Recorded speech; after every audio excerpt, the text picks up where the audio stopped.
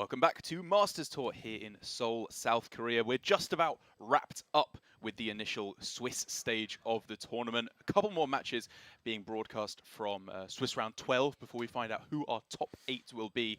And after this, we'll be bringing our initial matches of top 8 before the Championship Sunday tomorrow to find out who our champion will be. And it's a pretty interesting shape-up of our prospective top 8 here, with not quite so many majors as one might expect. Yeah, I mean, coming into this tournament, Mage was by far the most popular class, but as things have really shaken out over the Swiss rounds, the players who have brought decks to beat Mage have been the ones who have really been succeeding. We did see Suni just take a loss that round against a Mage deck, but even with that loss, I think it's very likely that he will end up making the top 8 thanks to his performance leading up to that round in his tiebreakers. Yeah, I think that's very, very reasonable to assume, and I hope he does. Again, as Dan was saying, nice to have a little bit of Korean representation here at a local tournament in South Korea. And also just because I like this priest deck a lot. I think it's got a really good spot in the meta, which maybe hasn't been realized completely yet. I'm a little bit sad that some of the classes didn't make it quite so far as I would have hoped. I wanted to see a little bit more Shaman knocking about at the top, not only because I like it, also just because I think it's in a pretty good spot. It had a good win rate against the majors for a good portion of the tournament as well. Yeah, I am curious to see how things do break down once we do get to our top 8, and that's going to be very soon. We are in the final round of Swiss, and once this round does conclude, and we're about to see one of those matches that will lead to breaking down into what our top 8 will look like, and you're getting what you want. Look, we have a Shaman at the top of the screen, and then we have ourselves a Rogue on the bottom. Yes, we do. The aggro Rogue that we have seen do so well against the mages, and hey, my wish is my command. I think that this is a swapping round of the cameras here, because if I remember, Beekeeper was not on the aggro Shaman. I think that's probably his opponent there on the aggressive version of Shaman. And we'll we did see Beekeeper on the stream before, and he was playing Rogue. Yes, that's correct. So I believe we do have the graphics swapped for the players there, but. Yeah, and we have seen a lot of this Rogue deck doing quite well, and much as we were discussing, I believe that is in large part due to the power level it has shown against Mage. The Shaman is one that we haven't seen quite as much, but again, it is a deck that can put on a lot of pressure and force those opponents who are looking to play Pocket Galaxy on 5 to really reconsider that, because that can end up just ending up being lethal damage coming your way. It can indeed, and I think against the aggro Rogue specifically, it's actually a really interesting matchup, because I would say in terms of early game locking down board, at the moment, Shaman is unparalleled. It's got the Thunderhead in particular, as well as Crackle, Lick Him, even just Voltaic Burst is very, very strong. It should be able to lock down the board pretty securely in the mid stages of the game. I mean, I would say already we're getting close to that point once the Thunderhead comes down. Yeah, I think the consideration is the damage. That's where it might start to get a bit messy. Well, I mean, speaking of being able to lock down a board here, this is a huge swing turn coming in. This is pretty good. We do see the SI and the weapon and the Dread Corsair all come down, and suddenly there's a pair of 3/3s and a big weapon against nothing. Just received word from production as well that despite my excellent Chinese reading ability, which is it's effectively 0, we're gonna the best way to refer to this Chinese player would be Zhong. Zhong. Zhong. Yeah. Okay. The Zhong. His name. Yeah. That was what I thought it was. Yes. Yeah. I just wanted to make sure so I didn't misrefer to his name. Okay, and now we see the Toxfin coming down.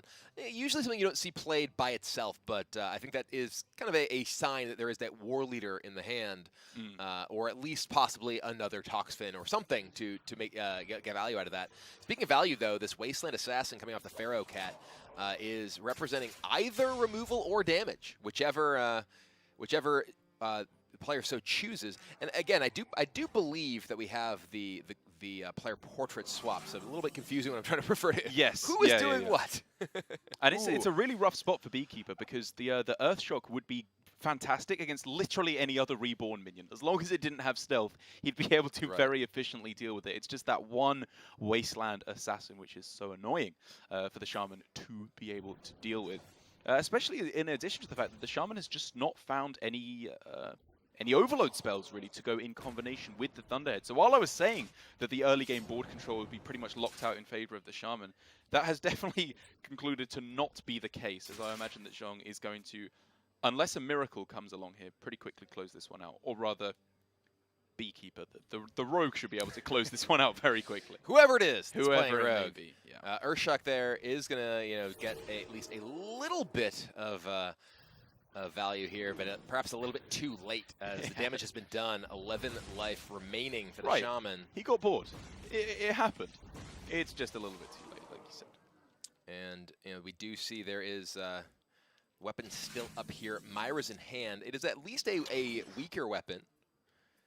Not a big weapon for the swing just yet. Yeah, are we gonna see? I was gonna say, are we gonna see Sap into Scimitar here? Or are we gonna see Sap into Myra's? And I like the Scimitar because you get the damage in right now, and then you set yourself up to just draw Eviscerate off of this Myra's here, and actually just end the game.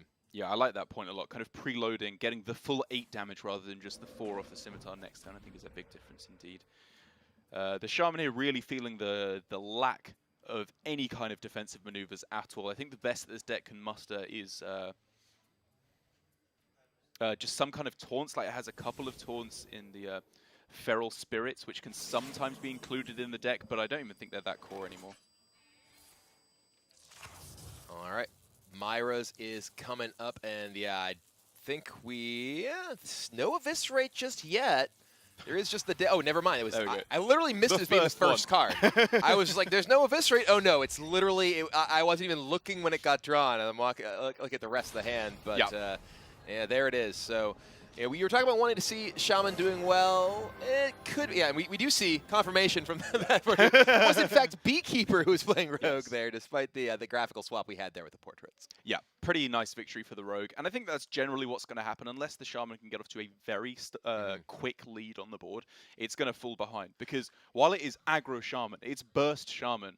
I think that the Rogue, the biggest thing it has over that is the high damage weapons a lot of the time, which, Lick him is effectively 9 damage, but it takes a little bit longer to get rolling. And the Shaman just has to play on the defensive a little bit too much, and it plays very poorly on the defensive. I feel like the big turn that game was when we saw the SI and the Drake Corsair come down and just totally swing the board. Yeah. It was 3 minions to none, and then it was 2 minions to 0 with a weapon remaining. Yeah. And that really just absolutely broke serve in terms of the way that board played out. And then again, the Wasteland Assassin coming in and getting the damage in, not be able to be taken down by the Thunderhead and all of the little rushing elementals before it just did enough to close out the game. And so I wonder if we'll see a shake-up in the decks. We don't have access to them quite yet, unfortunately. But for Zhong on his Shaman, one of the things I found most weird about the Shaman decks I've seen, be it the aggro versions or the token versions, is that they seem pretty unrefined in terms of the sideboard decks that are being slotted in. Because if you remember back to the start of Grand Masters as kind of the start of the specialist format this year, at least at the top level, sideboards kind of sucked at first. It was the thing that took the longest time for players to get used to because it was brand new. We haven't had that in Hearthstone before. Yeah. I mean, it definitely takes some getting used to, and there's different theories of how you want to approach it, right? So in some cases, you decide, okay, well, I want to make my deck better against the decks I expect to play against the most, but then you think, wait a minute, shouldn't I just have my main deck be the deck that's good against the decks that I expect to play against the most, and then sort of look at the various sort of extreme strategies I might run into. Usually for a lot of players, you have, this is my anti-control deck, this is my anti-aggro deck. It's kind of what you branch off into with your secondary decks. And that is not necessarily something that gives you the tools that you want against some very specific decks. Jumping straight into game number 2 here. Beekeeper, still unfortunately wrong around. I don't know if we'll be able to fix that before this is over. This is, again, a pre-recorded match from just a little bit earlier, just a few minutes earlier, during when this was going on in round 12. Shoe on head. Yeah, I know. Sorry to kind of part the kimono on that one, but it's better than I've never heard part the kimono as like a look behind the veil kind of terminology. Well, I hate to you have very specific part the kimono on revealing expressions to you. All right, well, and yeah, we do have again, as you mentioned, we can't quite make the graphical swap here because of the fact that this is overlaid on pre-recorded footage. Yeah. So we're just gonna have to use your imagination. We'll paint you a word picture as to how this is shaping out. But for the Shaman in this one, this is not the absolute dream, I would say, quite yet, because the Thunderhead is not here. Right. But we're getting a pretty strong pseudo Thunderhead effect with being able to generate all these little sparks to clean up the board, and more importantly, keeping this value rolling. This Spirit of the Frog is insane. Yeah, Spirit of the Frog definitely doing a lot of work here, and we're seeing one of the reasons that players did choose to bring this particular deck. Able to churn out a couple of Earthen Mites. Yep. And one of those Earthen Mites will give up a Lava Burst, or there was the possibility, at least, of a Hunting Echoes, I believe. Yes. Yeah. All right, but we do see the Faceless Lackey plus the SI come down and go into Shadow Step. All right, just going wider here. Shadow Step on the Faceless. Just go ahead and make another 2-drop. So here, you know, the Rogue Beekeeper is just playing as much as he can to the board right now, trying to take advantage of this overloaded turn. But oof, Yeah. the Mogu Flesh Shaper coming in. That Absolutely is big. And I think this is exactly what the Rogue was correct in doing. A full 30 health. The Shaman, I think, is a little bit too far off of any kind of lethal possibilities with Burst. And I think going for board is absolutely the way to go. However, only at 2 mana, it's going to be pretty close as to whether or not Beekeeper can actually lock this one down. He'll be able to get rid of, I think actually probably everything when you include the Mogu Flesh Shaper. At the very least, the vast majority of board presence, and then follow up hopefully with a thinned out deck that is more able to draw through to the powerhouse cards, like of course the Thunderhead in particular. It's sort of interesting that he's choosing to play the minion after the attack. Missed 1 mana. He's not spending the mana. This at least uses his mana perfectly. Yeah, I guess, yeah, the Earthshock, you couldn't even use it as 1 mana, 1 damage to clear the board there, so I do like that use of it. And again, it's just on an absolute knife's edge here, this matchup, as to who will pull ahead. The Rogue looks to be ahead at the moment, but then we could just see next turn a potential full clear with Lava Burst, Lick Him as well being picked up now. And that Lick Him is actually nice. A pretty huge draw. That's because you know, it does give the Shaman the ability to actually completely take down this board. And frankly, you know, the Rogue does not have very much left in the hand. There's, you know, only the damage from the Deadly Poison and Eviscerate. Backstab, Wow. a poor draw. Nothing really available to target with Walk the Plank. It's looking like one of those you've got to draw Myra's games as it currently stands. I think even with the burst cards coming off the top, it's probably the fact that the Rogue is going to die before the Shaman does, if the Shaman gets any reasonable draws whatsoever. Cloud Prince the Mighty. 5-cost 4/4. Your go. Seems weird that we're in the kind of situation where that's actually just pretty good. Yeah, I mean, you got to kill it. Yeah. It's an opportunity to use this Walk the Plank, recognizing, okay, well, I need to try and close out this game, right? Because as this goes on longer, you know, there are a lot of powerful draws available for the Shaman here. Sludge Slurper, you know, kind of one of them here. Finds a Goblin Lackey. Would have loved a Kobold Lackey so he could kill this Fairy Dragon without losing any health. Yeah, I mean, I think it would have loved pretty much anything other than that. Like, obviously the dream would be Ethereal Lackey, maybe even just a Faceless Lackey for more board control. This is just not really what he's looking for at the moment. However, drawing closer and closer to a state where he can just push for lethal, actually, I would say. It's not all too far off, especially if he's able to find Doomhammer, a Lava Burst, something like that, to push him over the edge. But I would say it's still anybody's game. With a couple of good draws, the Rogue could definitely claw its way back into this one.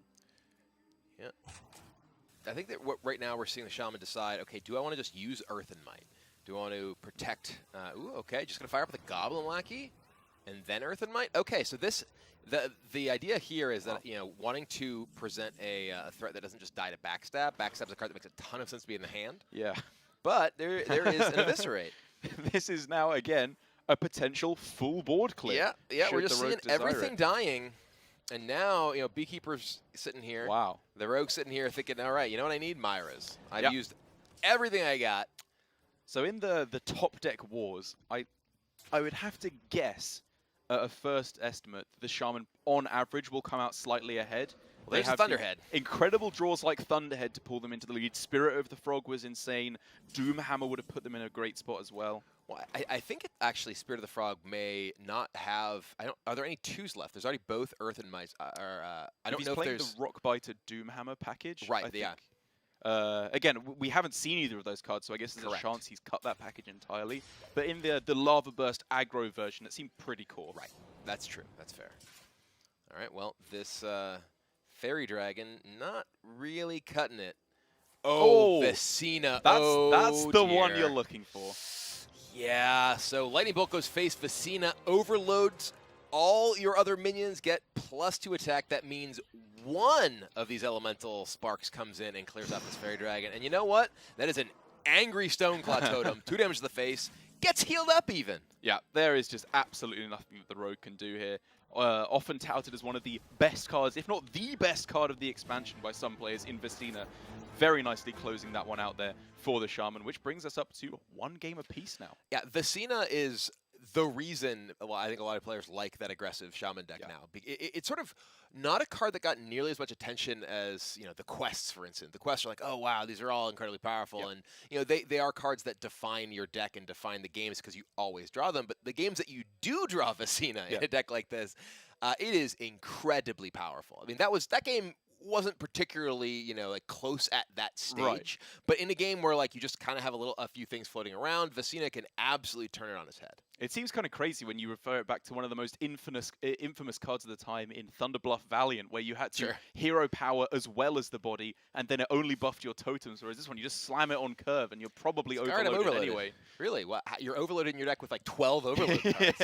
How surprising. Most of which cost 1 or 0 as well, yeah. Well, in particular, Thunderhead with that card is unbelievable. Like, Thunderhead, Voltaic Burst, like literally it's like, okay, I'll kill your giant with my like 3 token minions. Yeah. And then everything else goes face and you die too.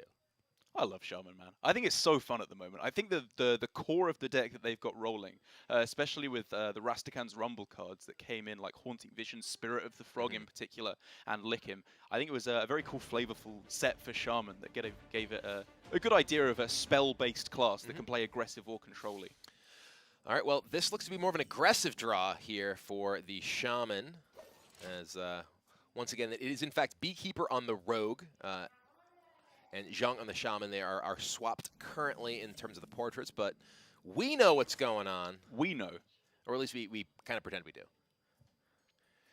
And we do have Dagger hitting the first point of health off this Tide Collar, so it's not really going to get crazy. But the second Tide Collar, going to get a little bit of damage in at least. And this is a matchup where very much the life totals are super important because both of these decks have a bunch of burst damage and can end the game out of nowhere.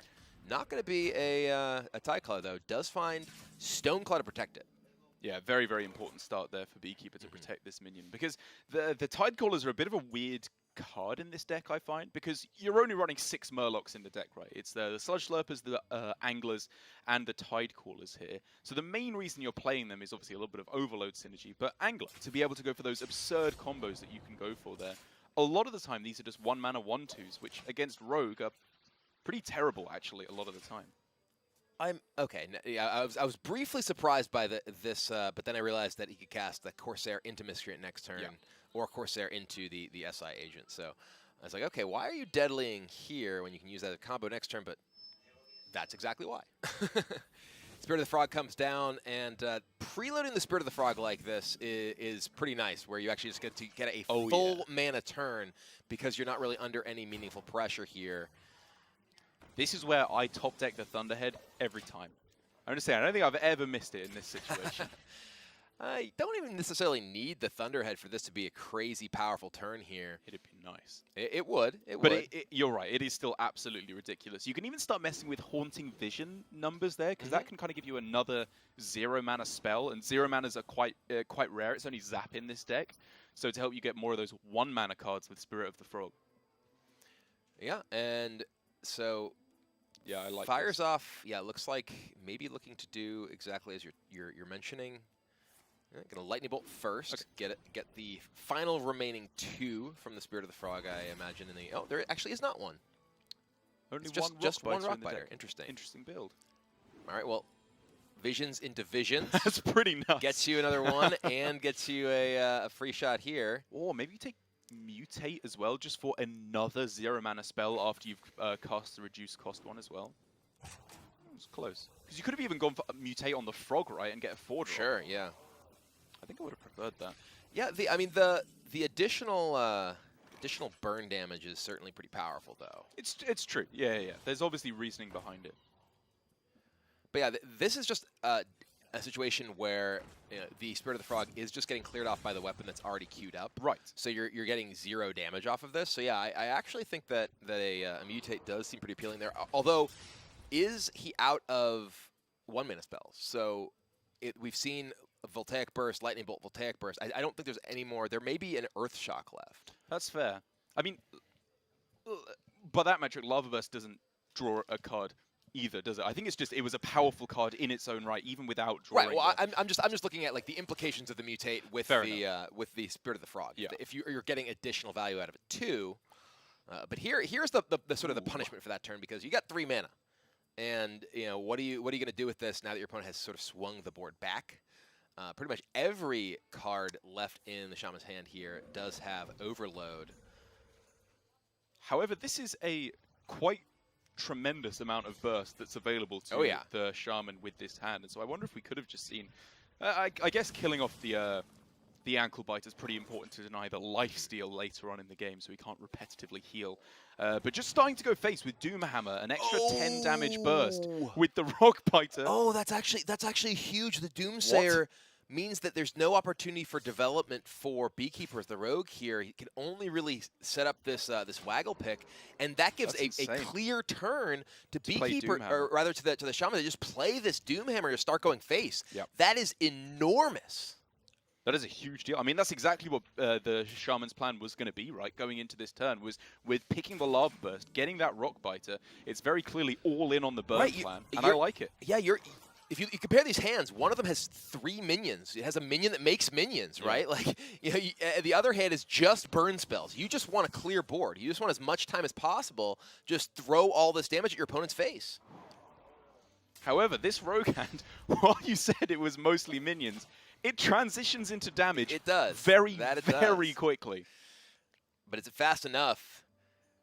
We're going to have to find out. Rockbiter here is 10. There's 15 damage available on this turn, which would get down to, what, 8 health? Yeah, no, I mean, this is a one-turn game. Yeah. Right, this is just a one-turn game. Rockbiter plus Lava Burst this turn represents, like you said, 15 damage. There's 8 left. There's another Lava Burst. Which is lethal. And there's the weapon. Yep. So unless a taunt comes down, and that's not even enough, right? Even if a Drake Corsair comes down, there's Voltaic Burst, Earth and Might. And there's no lethal opportunities available on this turn. It's 4, 8, 12, 16. And that Chef Nomi is not going to do it. So what can Faceless give? There's no like a Noyotron. 10, 14, 15. Yeah, it's just 15 damage. It's a little off. I mean, we could see Faceless into a taunt, Shadow Step Faceless into another taunt. Yes. I honestly think that's like the best chance. Yeah. I mean, maybe here we're hoping to get another Faceless. I don't know what Ethereal Lackey's doing. There's no rogue spell here that helps. Yeah, I wonder if he got double Kobold Lackey, if that might have been the extra 2 damage he needed to close things out. Oh yeah. Because he had plenty of mana spare. Yeah, I didn't quite exactly count the damage available. Oh, this is after attacks. What? But that's after attacks. One of these minions is already attacked, right?